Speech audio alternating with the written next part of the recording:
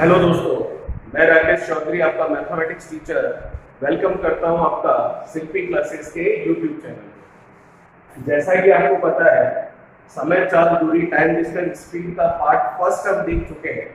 आज हम बात करेंगे पार्ट सेकेंड के। तो हमने पार्ट फर्स्ट में क्या क्या देखा उसके बारे में बात कर लेते हैं। तो पार्ट फर्स्ट में हमने देखा, सबसे पहले तो हमने बात की थी किसकी, समय, चाल और दूरी इनके सूत्रों की। उसके बाद में हमने बात की थी किसकी, फिर हमने बात की थी इकाइयां चेंज करने की, किलोमीटर प्रति घंटा और मीटर प्रति सेकंड को आपस में। फिर हमने बात की थी किसकी, औसत चाल की, एवरेज स्पीड। ठीक है, आज हम बात करेंगे उसके आगे सापेक्ष चाल के बारे में, रिलेटिव स्पीड के बारे में क्या होती है देखिए।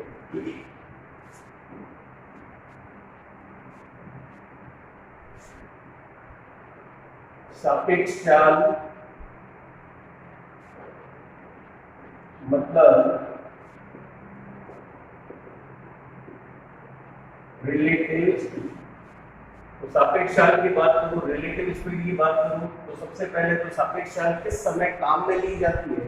सापेक्ष चाल काम में ली जाती है उस समय जब आपको दो ऑब्जेक्ट मतलब कोई व्यक्ति हो सकते हैं, ट्रेन हो सकती है, कोई भी मूवमेंट करने वाली, गति करने वाली चीज हो सकती है।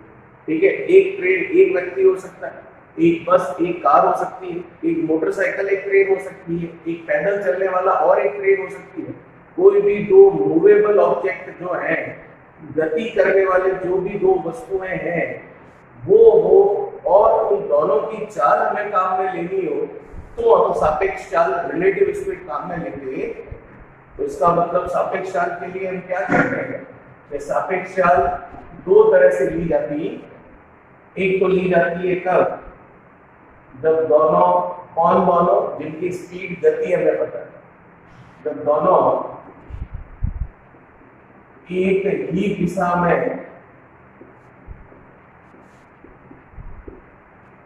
गति करें, मतलब दोनों का मूवमेंट एक ही डायरेक्शन में हो रहा हो। पहली कंडीशन तो ये। और सेकंड कंडीशन क्या होती है, सेकंड कंडीशन होती है जब दोनों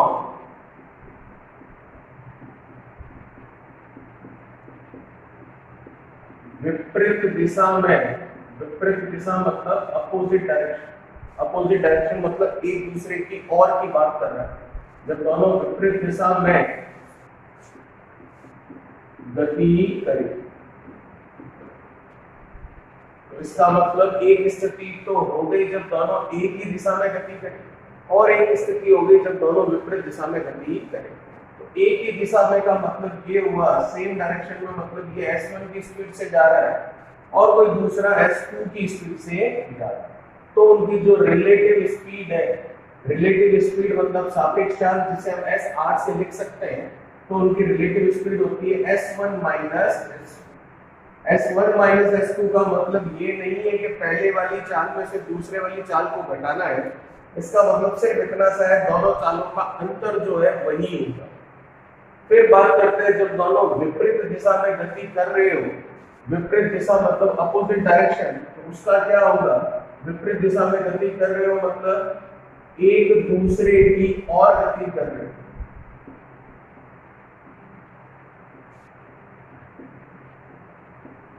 ठीक है, तो कैसे, ये जा रहा है इधर आपका s1 की स्पीड से और ये जा रहा है इधर आपका s2 की स्पीड से।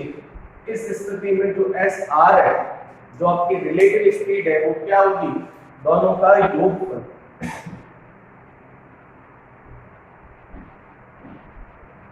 तो ये होती है हमारी सापेक्ष चाल। रिलेटिव स्पीड कब काम में ली जाती है, जब आपको दो मूवेबल ऑब्जेक्ट मतलब दो गतिशील वस्तुओं की चाल, स्पीड एक साथ काम में लेनी है, तो हम सापेक्ष चाल, रिलेटिव स्पीड काम में लेते हैं। पहली बात ये। दूसरी बात, किस तरह से ली जाती है, दो स्थितियां हैं आपके पास, जब दोनों एक ही दिशा में गति करें तब उन दोनों चालों का डिफरेंस मतलब अंतर, और दूसरा जब दोनों विपरीत दिशा में गति करें मतलब एक दूसरे की ओर आ रही हो, तो डायरेक्शन अपोजिट हो गई, तो उस समय उन दोनों चालों का योगफल, ये होता है सापेक्ष चाल। अब सापेक्ष चाल लेने के लिए एक जो कंडीशन बहुत ही जरूरी है, अति आवश्यक है, वो शर्त क्या है? वो शर्त ये है कि जो दोनों मूवेबल ऑब्जेक्ट है, दोनों गतिशील वस्तुएं हैं, वह दोनों एक ही समय पर गति करना आरंभ करें। दोनों एक ही टाइम पर स्टार्ट होनी चाहिए, और अगर स्टार्ट नहीं होगी दोनों एक ही समय पर, तो दोनों को एक ही समय पर हम रवाना करेंगे। वो कैसे करेंगे, क्या होगा, वो सब क्वेश्चंस आएगा तब आपको समझ में आएगा। तो मैं कह रहा हूं क्या शर्त जरूरी है? शर्त ये जरूरी है, दोनों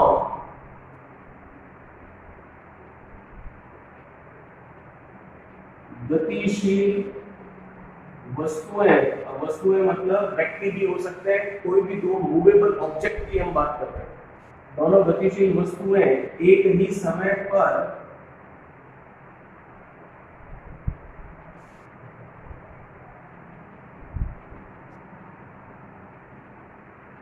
गति करें, मतलब दोनों का मूवमेंट एक ही टाइम पर होना चाहिए। ये होता है आपका सापेक्ष काल के लिए अति आवश्यक जो शर्त होती है वो। सापेक्ष काल, रिलेटिव स्पीड का अगर आपको एग्जांपल देखना है तो जैसा कि आपने देखा होगा, जब हम ट्रेन में बैठे होते हैं और हमारे पास में से कोई एक और ट्रेन निकलती है, अगर हमारी ट्रेन और उस ट्रेन की डायरेक्शन अपोजिट हो, मतलब इस तरह से क्रॉस करती है, तो हमें वह पास वाली ट्रेन दिखाई देती है, स्पीड में जाती हुई, तेज जाती हुई। क्यों? क्योंकि उस समय उस ट्रेन की जो चाल होती है वो हमारी ट्रेन और उस ट्रेन दोनों के योगफल, दोनों के टोटल के बराबर हमें दिखाई देती है।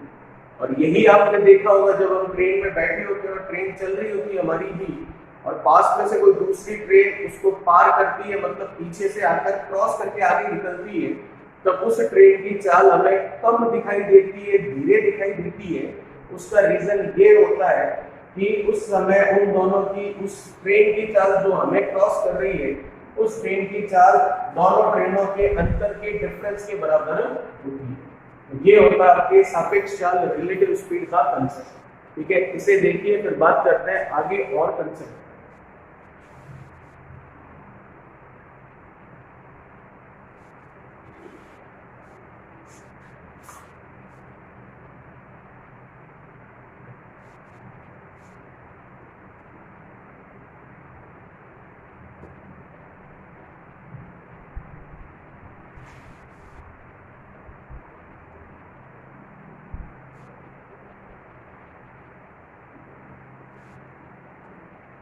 चलिए क्या कह रहा है अगला कंसेप्ट देखिए।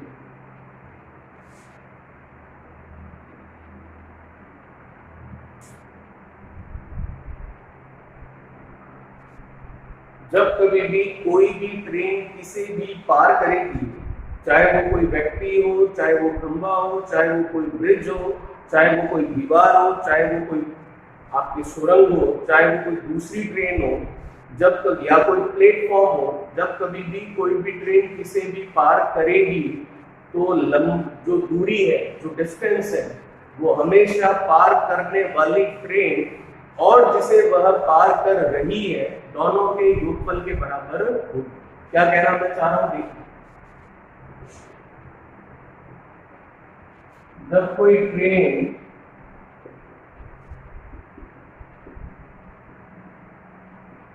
किसी को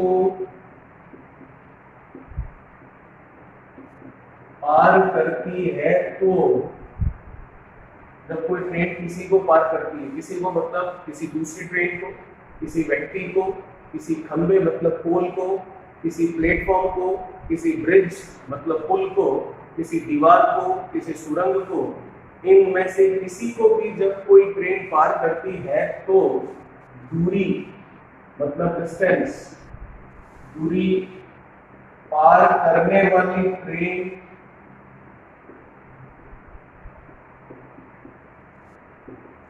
तथा जिसे वह पार कर रही है, तथा जिसे वह पार कर रही है, दोनों के लंबाइयों के योगफल के बराबर।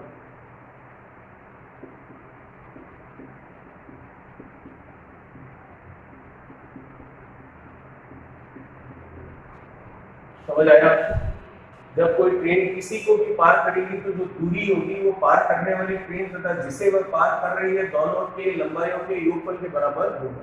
फॉर एग्जाम्पल जैसा कि हम देखें ये कोई ट्रेन है और ये हमारा कोई प्लेटफॉर्म है, तो ये ट्रेन इस प्लेटफॉर्म को कब पार करना शुरू करेगी? जब इस ट्रेन का इंजन जो है यहाँ लगेगा। और कब पार कर लेगी? जब इस ट्रेन का गार्ड वाला डब्बा कहाँ जाएगा? यहाँ पर। तो इसका इस ट्रेन ने कितनी दूरी तय की? इस प्लेटफॉर्म की लंबाई और खुद की लंबाई के बराबर इसने दूरी तय की, तो वही हम कह रहे हैं। लेकिन एक बात इसका ध्यान ये रखी जाती है कि वो ट्रेन जब किसी व्यक्ति को या खंभे को पार करती है तो उस समय व्यक्ति या खंभे की लंबाई उस ट्रेन की लंबाई में नहीं जोड़ी जाएगी। क्यों नहीं जोड़ी जाएगी? क्योंकि ट्रेन काफी लंबी होती है और उसकी इतनी बड़ी लंबाई में व्यक्ति या खंभे की लंबाई जो कि इतनी सी या फिर इतनी होगी वो नेग्लिजिबल होगी, नगण्य होगी, तो वो जोड़े या ना जोड़े कोई फर्क नहीं पड़ता। तो ये हमारा एक कंसेप्ट जरूर था जिसे जरूर ध्यान रखिएगा, जिस पर कई क्वेश्चंस आते हैं और ये ध्यान रखना बहुत ही जरूरी है। और ये भी ध्यान रखना जरूरी है कि यदि खंभे और व्यक्ति की बात करें तो ट्रेन में खंभे और व्यक्ति की लंबाई नहीं जोड़नी है, और आपको दे भी नहीं रखी होगी तो आप जोड़ेंगे वैसे भी नहीं। और क्यों नहीं जोड़नी है उसका कंसेप्ट क्या है? उसका कंसेप्ट ये है कि ट्रेन की लंबाई काफी लंबी होती है, उसमें व्यक्ति या खंभे की लंबाई लेंथ जोड़े ना जोड़े कोई फर्क नहीं पड़ेगा। ठीक है, चलिए ये था हमारा एक और कंसेप्ट, इसे देखिए फिर स्टार्ट करते हैं क्वेश्चन।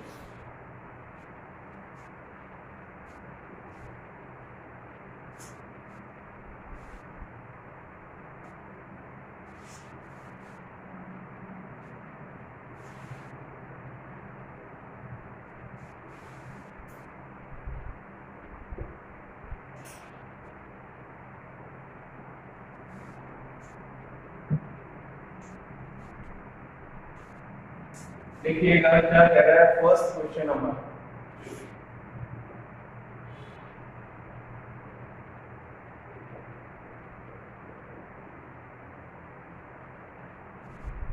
क्वेश्चन नंबर फर्स्ट क्या कह रहा है? ध्यान से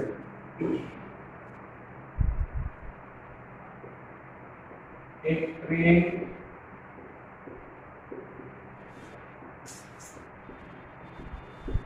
जिसकी लंबाई 200 मीटर है तथा चाल 90 किलोमीटर प्रति घंटा है, तो वह ट्रेन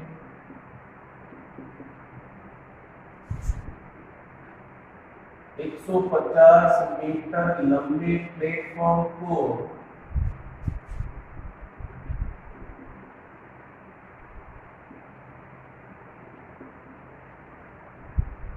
कितने समय में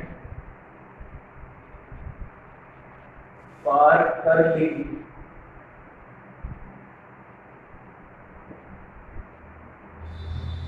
चलिए देखिएगा कैसे होगा। कोई ट्रेन है जिसकी लंबाई दे रखी है 200 मीटर, चाल दे रखी है 90 किलोमीटर प्रति घंटा, तो वह ट्रेन 150 मीटर लंबे प्लेटफॉर्म को कितने समय में पार करेगी?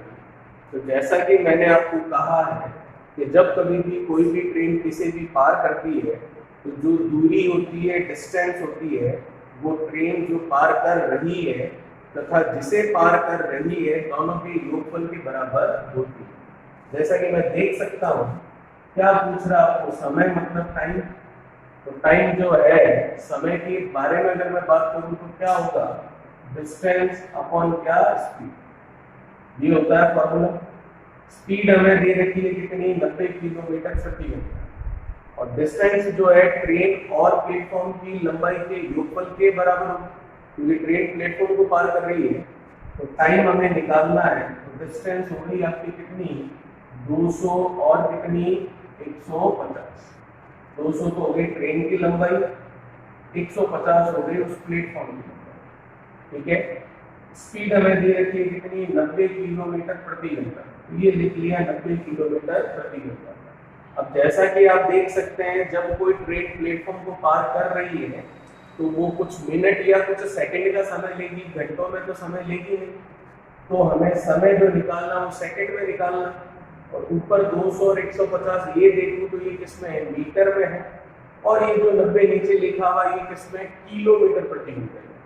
तो इससे केवल और केवल 90 को हम बदलेंगे किलोमीटर प्रति घंटे से मीटर प्रति सेकंड।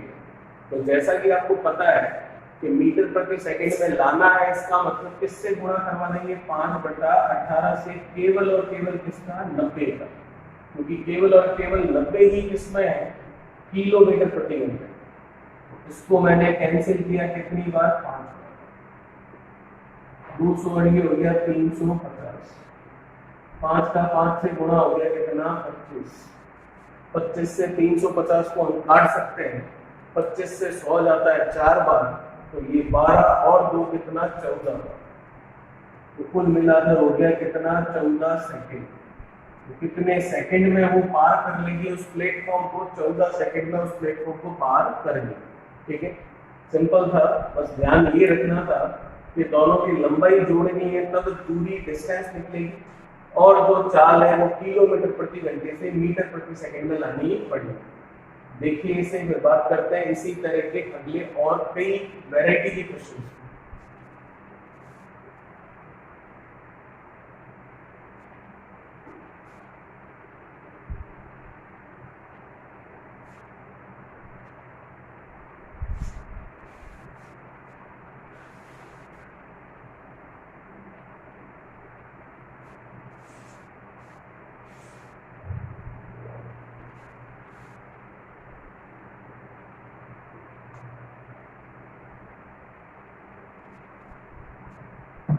चलिए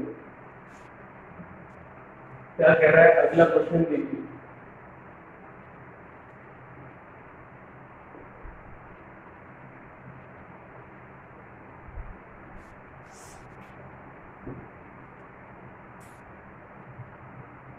एक ट्रेन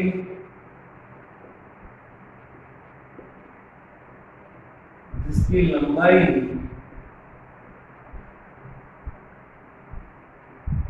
400 मीटर है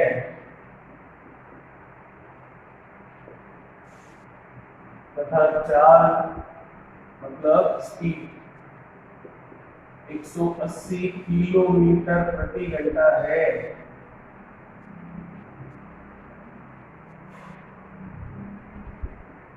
तो वह ट्रेन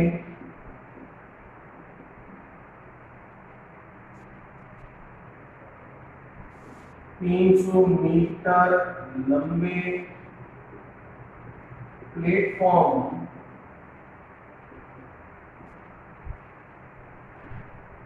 के मध्य बिंदु पर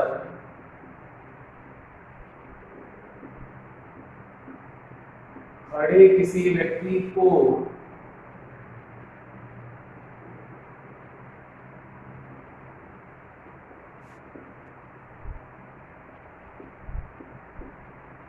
कितने सेकंड में पार कर ली।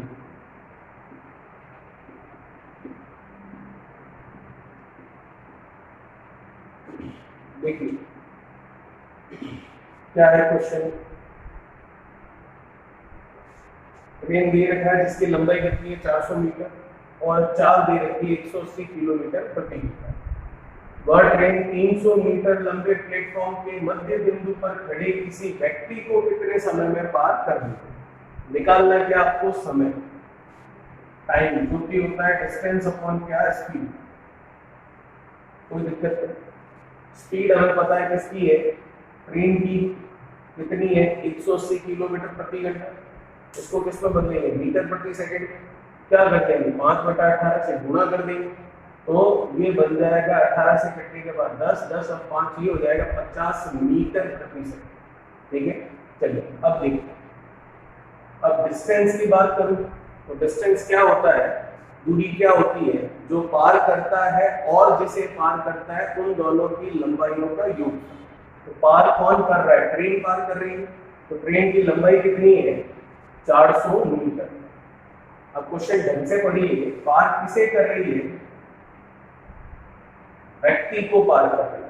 ठीक है, अब व्यक्ति है कहां पर, प्लेटफॉर्म पर खड़ा है और उस प्लेटफॉर्म की लंबाई कितनी है 300, पर क्या वह ट्रेन इस प्लेटफॉर्म को पार कर रही है ऐसा कुछ कहा है क्या आपको? नहीं, आपको तो सिर्फ उस प्लेटफॉर्म के बीच में मिड पॉइंट पर कोई व्यक्ति खड़ा है तो उस व्यक्ति को पार करवाना है।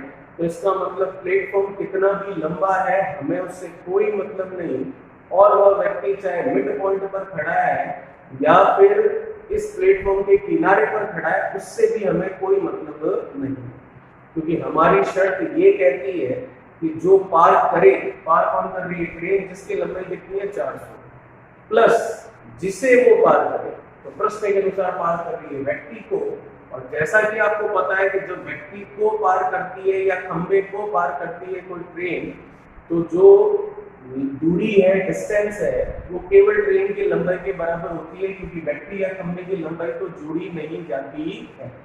तो इसका मतलब डिस्टेंस हो गई कितनी? 4। टाइम बराबर डिस्टेंस अपॉन स्पीड। स्पीड किसकी? जो चल रहा है। कौन चल रही है? ट्रेन चल रही है, तो उसकी स्पीड आ गई 180। अब आप देखेंगे 400 तो मीटर में है, पूछा तो सेकंड में है, और ये 180 किलोमीटर प्रति घंटे। तो इस 180 को किलोमीटर प्रति घंटे से हम बदल लेते हैं किसमें? मीटर प्रति सेकंड में। तो मीटर प्रति सेकंड में बदलना है तो गुणा करवा देते हैं किससे?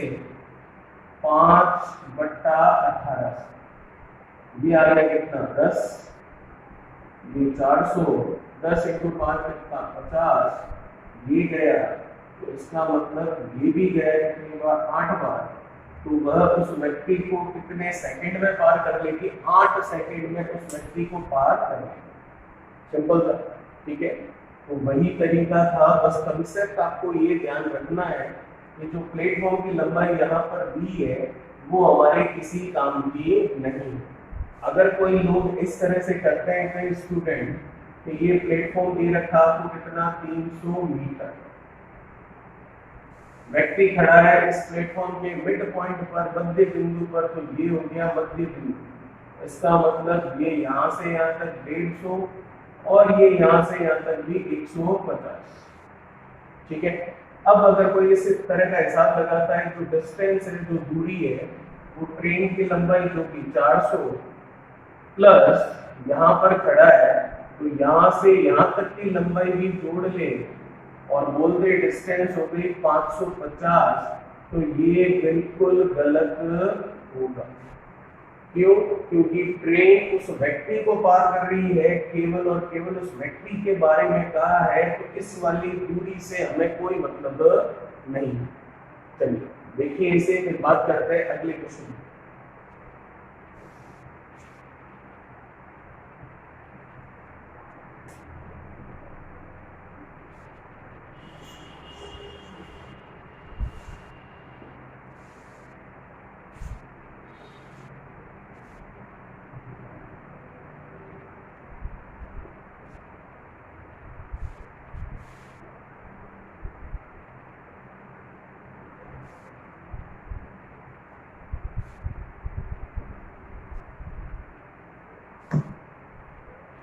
चलिए बात करते हैं नेक्स्ट क्वेश्चन, अगले सवाल क्या कहते हैं?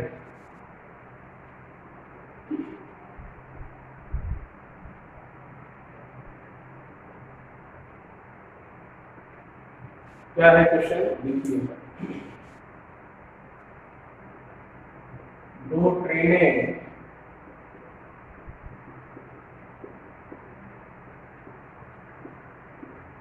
जिनकी लंबाइयां क्रमशः 300 तथा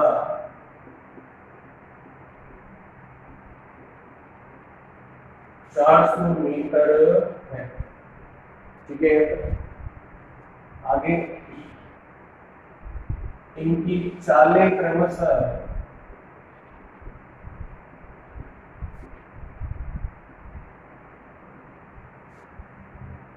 दे रखी है आपको कितनी?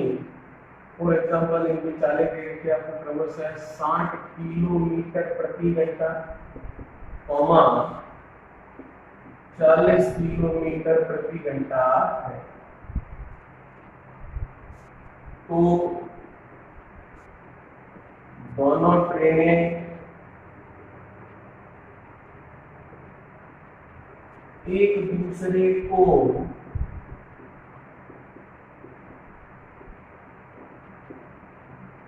कितने समय में पार करेगी,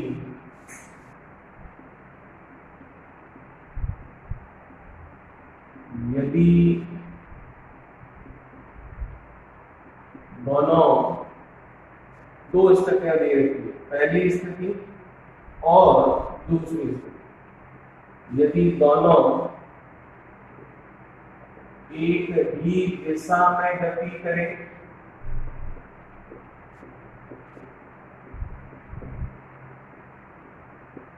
तथा दूसरा, यदि दोनों विपरीत दिशा में गति करें।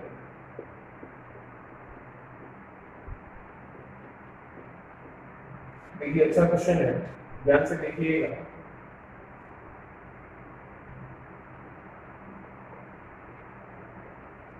क्या कह रहा है आपको, दो ट्रेन है जिनकी लंबाई दे रखी है, कितनी है 300 और कितनी आपके पास 400 मीटर। इनकी चालें स्पीड भी दे रखी है आपको 60 किलोमीटर प्रति घंटा और 40 किलोमीटर प्रति घंटा। तो आपको पूछ रहा है दोनों ट्रेनें एक दूसरे को कितने समय में पार करेंगी, तो क्या निकालना आपको, समय। समय मतलब क्या, टाइम। ठीक है, तो टाइम आपको पता है क्या होता है, टाइम होता है डिस्टेंस अपॉन स्पीड। ठीक है, अब आपको डिस्टेंस क्या होती है ये भी आपको पता है। डिस्टेंस मतलब दूरी, और दूरी का मतलब जब कोई इसे पार करे तो पार करने वाली ट्रेन और जिसे पार कर रही है उस की लंबाई का योगफल हमारा क्या कहलाती है, दूरी कहलाती है। तो हमें निकालना है पहले का आंसर। तो पहले के आंसर की बात करूं तो समय पूछा है, तो समय बराबर होता है distance upon speed. Time is equals to distance upon speed. ठीक है, तो अगर मैं बात करूं डिस्टेंस की, तो डिस्टेंस क्या होगी, जो पार कर रहा है और जिसे पार कर रहा है दोनों का टोटल। तो पार कौन कर रहा है, 300 मीटर लंबी ट्रेन इसे पार कर रही है, 400 मीटर लंबी ट्रेन को, मतलब एक ट्रेन दूसरी ट्रेन को ही पार कर रही है। तो हमारी दूरी तो हो गई 300 प्लस क्या 400, टोटल डिस्टेंस हो गई। फिर स्पीड की बात करूं, अभी तक जो पिछले क्वेश्चन हमने देखे थे उनमें जो चाल है, स्पीड है, वो क्या हो रही थी, एक जने की ही थी किसी की।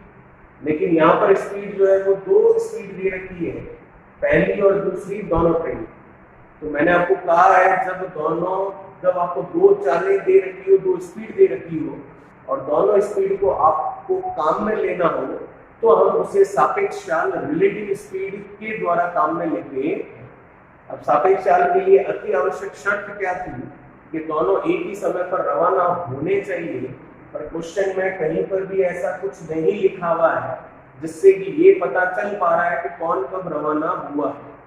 तो हमें ये मानकर चलना है कि दोनों एक ही समय पर रवाना हुए हैं।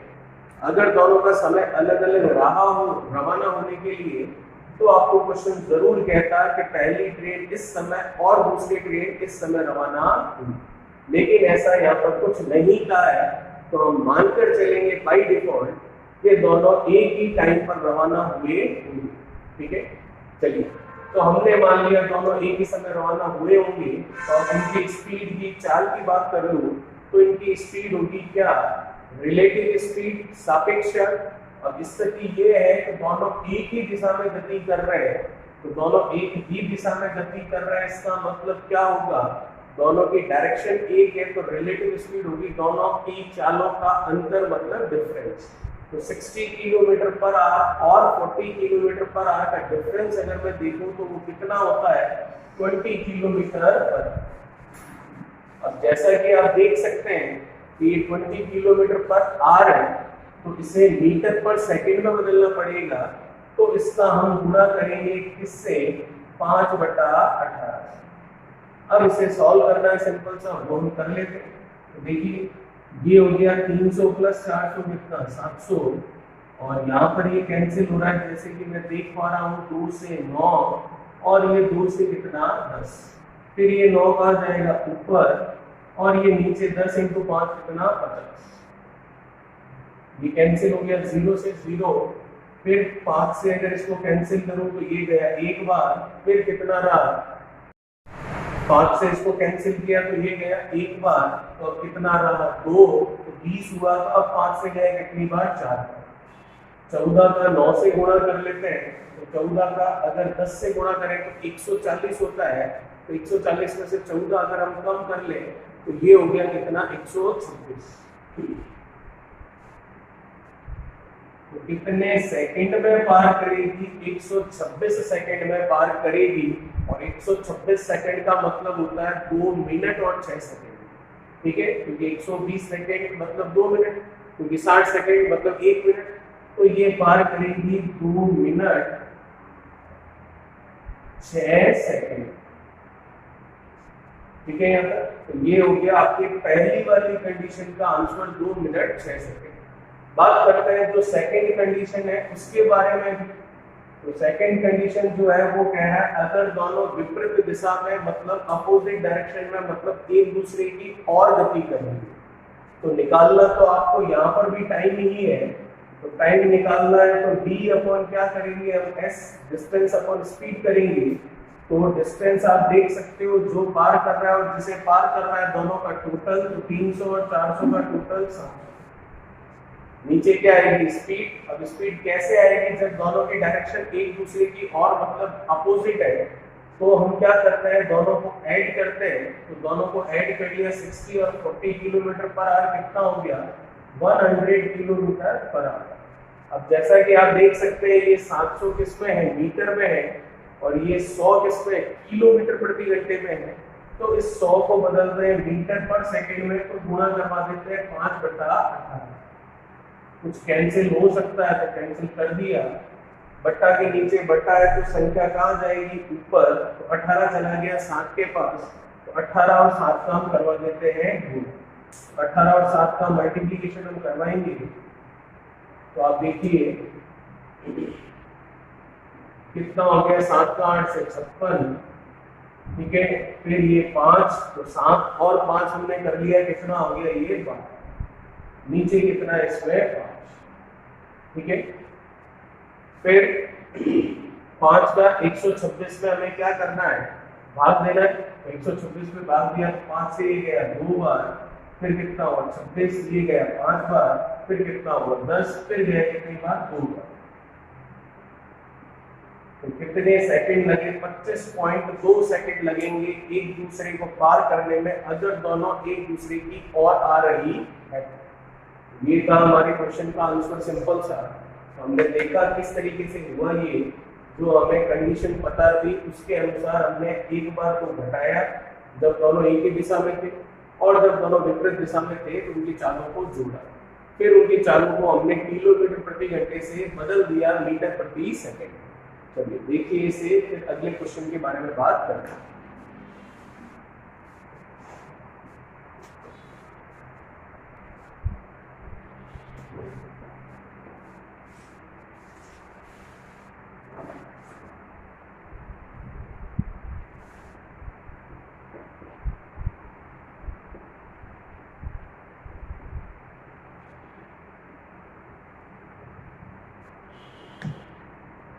बात करते हैं अगले क्वेश्चन की। देखिए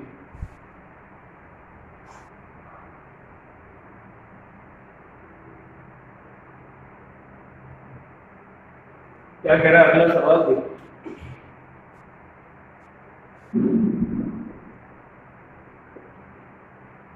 दो ट्रेनें जिनकी लंबाइयां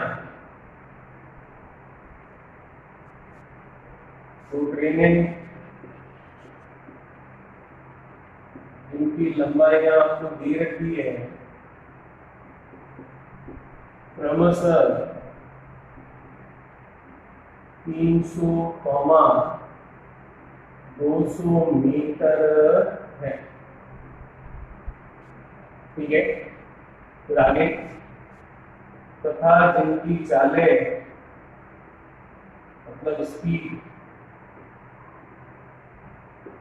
क्रमशः 40 किलोमीटर प्रति घंटा व 50 किलोमीटर प्रति घंटा है। ठीक है, यदि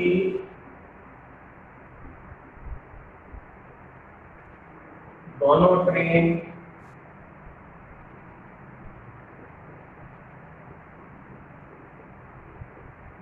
एक दूसरे की और गति कर रही हो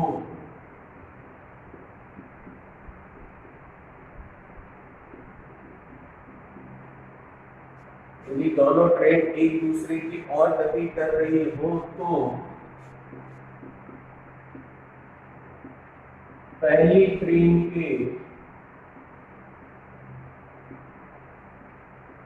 5वें कोच में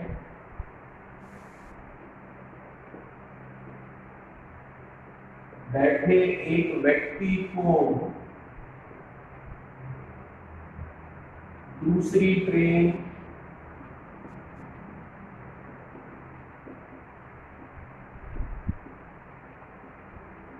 कितने समय में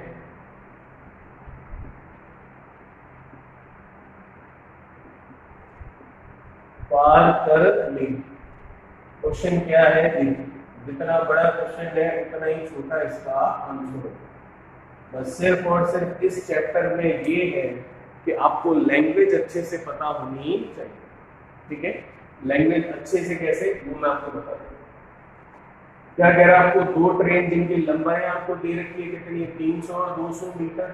ठीक है, तथा जिनकी चालें दे रखी है आपको कितनी, 40 किलोमीटर प्रति घंटा और 50 किलोमीटर प्रति घंटा। यदि दोनों ट्रेन एक दूसरे की और गति कर रही है, मतलब दोनों की डायरेक्शन अपोजिट हो गई एक तरह से, मतलब इस तरीके से, तो हमें पता है कि जब एक दूसरे की और गति करते हैं तो जो स्पीड होती है, जो चाल होती है, वो हम क्या करते हैं, दोनों का टोटल करते हैं। तो 40 और 50 का टोटल अगर हम देखें तो कितना हो गया, 90 किलोमीटर प्रति घंटा। ठीक है, अब दोनों एक दूसरे की और गति कर रही है तो स्पीड पता चल गई, रिलेटिव स्पीड क्या हो गई, दोनों का टोटल, क्योंकि अपोजिट डायरेक्शन में है इस वजह से। अब कह रहा है पहली ट्रेन के 5वें कोच में बैठे एक व्यक्ति को दूसरी ट्रेन कितने समय में पार करेगी। तो हमें क्या निकालना है, समय मतलब टाइम, जो कि होता है डिस्टेंस अपॉन स्पीड। तो जो टाइम है वो होता है डिस्टेंस अपॉन स्पीड, दूरी बटा क्या, चाल। तो दूरी जो पार करता है और जिसे पार करता है, और चाल सापेक्ष चाल।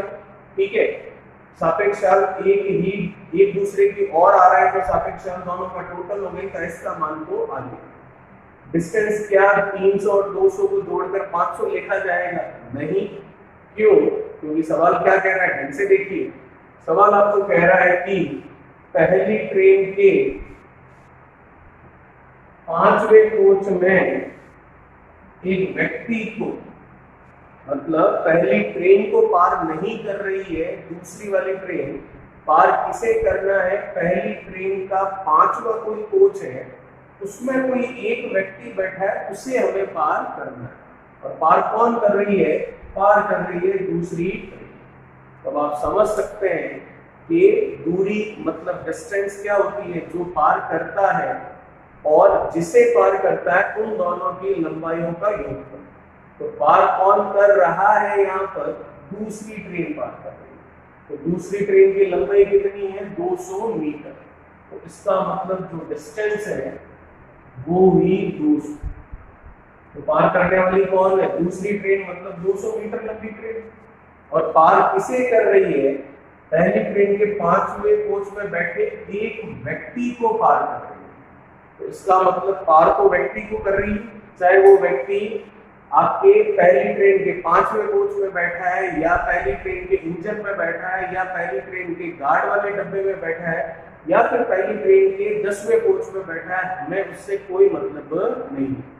जिस प्रकार हमें मतलब नहीं था, अभी पिछला क्वेश्चन किया था, उस समय वह व्यक्ति प्लेटफॉर्म के बीच में खड़ा था, या फिर वो प्लेटफॉर्म के किनारे पर खड़ा होता, तो भी हमें कोई मतलब नहीं था। हमें तो उस व्यक्ति को पार करवाना था, तो प्लेटफॉर्म की लंबाई हमने नहीं ली थी। उसी प्रकार से अभी जो है उस व्यक्ति को ही पार करवाना है, तो वह व्यक्ति पहली ट्रेन के 5वें कोच में बैठे या 10वें कोच में बैठे या फिर इंजन में बैठे या लास्ट वाले गार्ड वाले डब्बे में बैठे, हमें कोई मतलब नहीं है। हमें पार उस व्यक्ति को करवाना है। तो दूरी होगी दूसरी ट्रेन की लंबाई मतलब 200 मीटर और उस व्यक्ति की लंबाई। और जैसा कि आपको पता है व्यक्ति या खंभे की लंबाई नहीं ली जाती है और दी हुई भी नहीं होती है, तो इसका मतलब जो दूरी है वो केवल होगी दूसरी वाली ट्रेन की लंबाई। तो T मतलब टाइम बराबर डिस्टेंस जो कि 200 हो चुका है अपॉन स्पीड जो कि है 90। अब जैसा कि आप देख सकते हो ये 200 तो है मीटर में और ये 90 है किलोमीटर प्रति घंटे में। तो किलोमीटर प्रति घंटे को मीटर प्रति सेकंड में बदलने का तरीका आपको पता है। क्या करेंगे 5/18 से 5 बार गया तो ये आ गया टाइम बराबर 200 बटा कितना 25 और 200 बटा 25 का मतलब कितने सेकंड 8 सेकंड। इसका मतलब जो 200 मीटर लंबी दूसरी ट्रेन है वो पहली ट्रेन के 5वें कोच में बैठे उस व्यक्ति को कितने समय में पार कर लेगी 8 सेकंड में पार कर लेगी। चलिए देखिए इसे फिर बात करते हैं हम इस तरह के अगले क्वेश्चन के बारे में।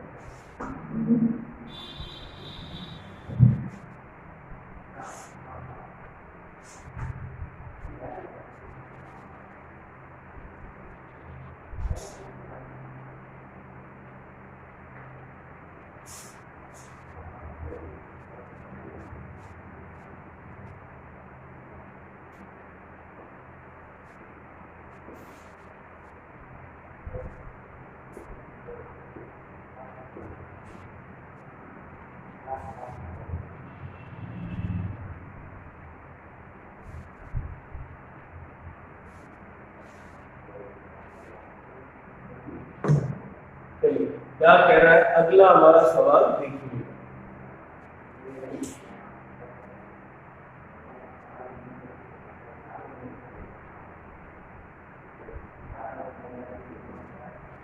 क्वेश्चन क्या है देखिएगा।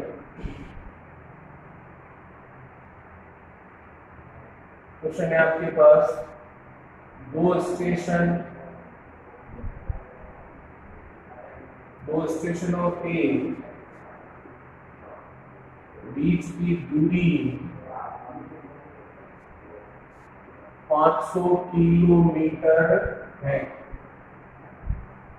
यदि पहले स्टेशन से कोई ट्रेन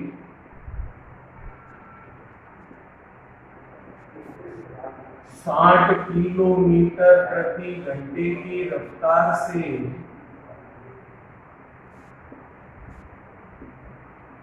दूसरे स्टेशन की ओर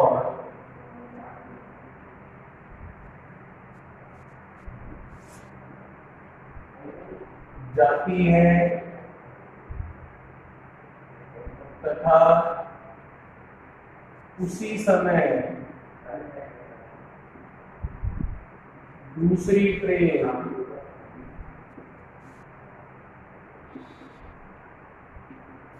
40 किलोमीटर प्रति घंटे की रफ्तार से या स्पीड से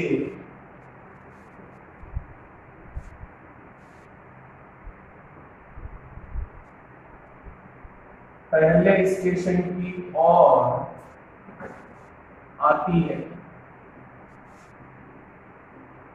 तो क्वेश्चन आप देख पा रहे हैं क्या है, दो स्टेशन है उनके बीच की दूरी आपको दे रखी है कितनी है 500 किलोमीटर। आपको कह रहा है पहले स्टेशन से कोई ट्रेन 60 किलोमीटर प्रति घंटे की रफ्तार से दूसरे स्टेशन की ओर जाती तथा उसी समय दूसरी ट्रेन 40 किलोमीटर प्रति घंटे की स्पीड से पहले स्टेशन की ओर आती है। कहां से आती है दूसरे स्टेशन से। तो दोनों ट्रेनें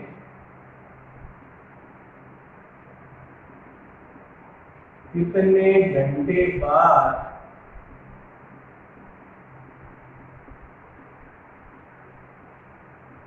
तो दोनों ट्रेनें कितने घंटे बाद मिलेगी। ठीक है, तो वही चीज आप देख पा रहे हैं। आप आपको क्या पूछा जा रहा है यहाँ पर, समय के बारे में, टाइम के बारे में। तो समय क्या होता है, टाइम क्या होता है, डिस्टेंस अपॉन स्पीड। अब देखिए, आपको ये नहीं पूछा है कि दोनों ट्रेनें एक दूसरे को कितने घंटे बाद पार करेंगी। मिलना और पार करने में क्या फर्क है?